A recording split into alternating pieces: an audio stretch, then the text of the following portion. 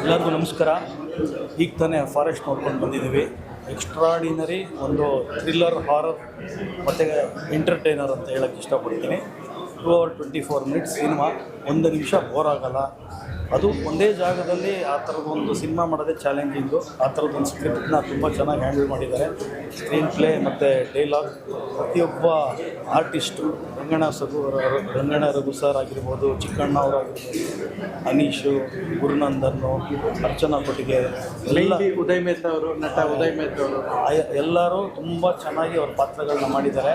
So don't miss, everybody should watch this, support ಮಾಡಿ. ತುಂಬ ಚೆನ್ನಾಗಿದೆ. ಒಂದೇ ಒಂದು ಮಾತು ಹೇಳೋದು, ಫಾರೆಸ್ಟ್ ಸಿನಿಮಾ ಒಂದು ಒಳ್ಳೆ ಎಂಟರ್ಟೈನ್ಮೆಂಟ್ ಕಾಮಿಡಿ ಸಿನಿಮಾ.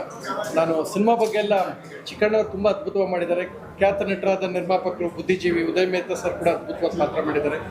ನಾನು ಒಂದೇ ಒಂದು ಮಾತು ಹೇಳ್ತೀನಿ, ಯಾರಾದರೂ ದುಡ್ಡು ಕಳ್ಕೊಂಡಿದ್ರೆ ದಯವಿಟ್ಟು ಈ ಸಿನಿಮಾ ಡೈರೆಕ್ಟ್ ಹುಡುಕ್ಬಿಟ್ಟು ಯಾವ ಕಾಡಲ್ಲಿ ಶೂಟ್ ಮಾಡಿದ್ದು ಅಂತ ಕೇಳಿ.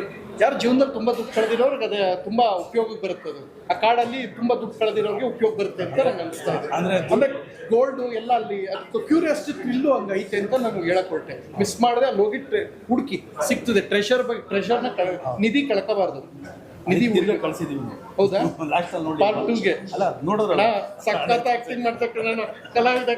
ಸೊ ಉದಯ್ ಮೆಹ್ತಾ ಸರ್ ತುಂಬ ಒಳ್ಳೆ ಪಾತ್ರ. ಇರಿ ಸರ್, ಹೆಂಗೆ ಹೋಯ್ತೀರಾ? ನಿಂತ್ಕೊಳ್ಳಿ.